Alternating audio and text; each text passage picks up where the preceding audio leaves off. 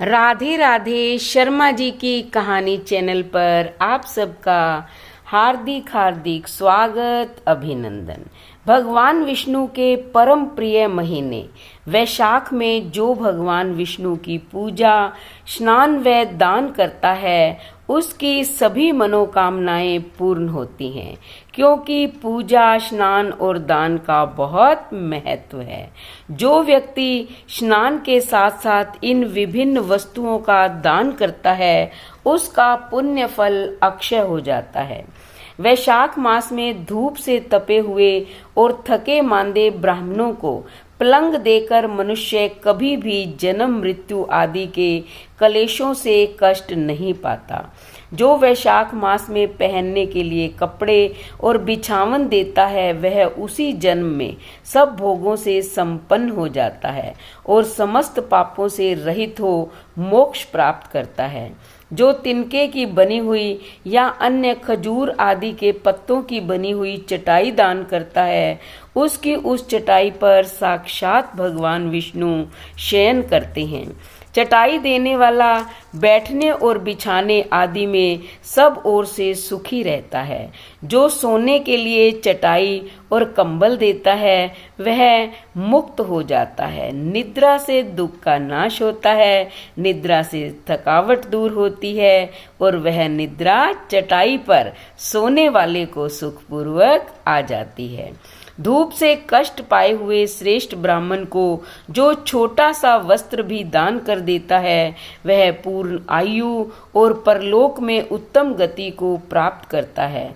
जो पुरुष ब्राह्मण को फूल और रोली देता है वह लौकिक भोगों का भोग करके मोक्ष को प्राप्त करता है। जो विश्रामशाला बनवाकर प्याऊ सहित ब्राह्मण को दान करता है वह लोकों का अधिपति होता है। जो सड़क के किनारे बगीचा, पोखरा, कुआं और मंडप बनवाता है वह धर्मात्मा है। उसे पुत्रों की क्या आवश्यकता है। उत्तम शास्त्र का श्रवण, तीर्थ यात्रा, सत्संग, जलदान, अन्नदान, पीपल का वृक्ष लगाना तथा पुत्र, इन सातों को विद्वान पुरुष संतान मानते हैं।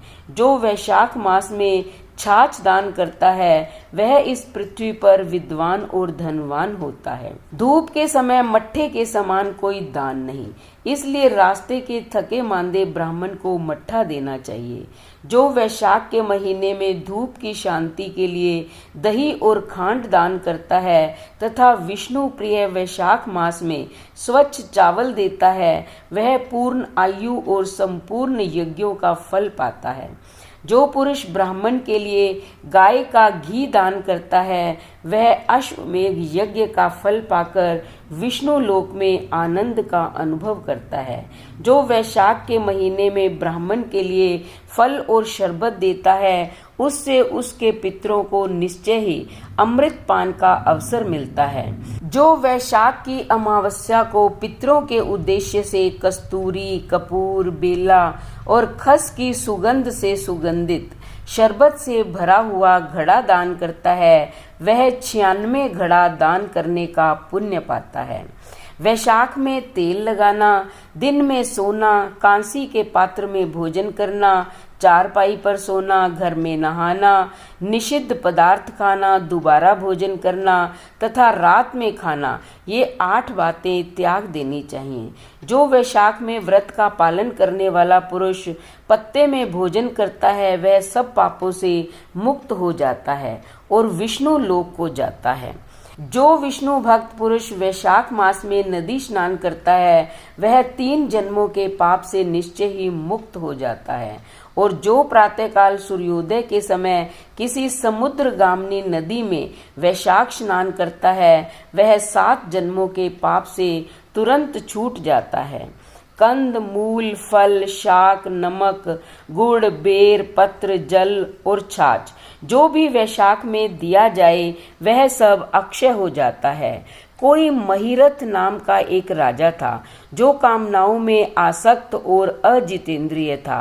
वह केवल वैशाख स्नान के पुण्य से ही सीधा बैकुंठ को चला गया। इसलिए सुख की इच्छा रखने वाले व्यक्ति को वैशाख में स्नान, दान व भगवान विष्णु की पूजा अवश्य करनी चाहिए। पूजा में भगवान विष्णु को तुलसी दल अवश्य अर्पण करें। तो आप भी पवित्र पावन इस वैशाख के महीने में स्नान दान करें और अक्षय पुण्य फल की प्राप्ति करें।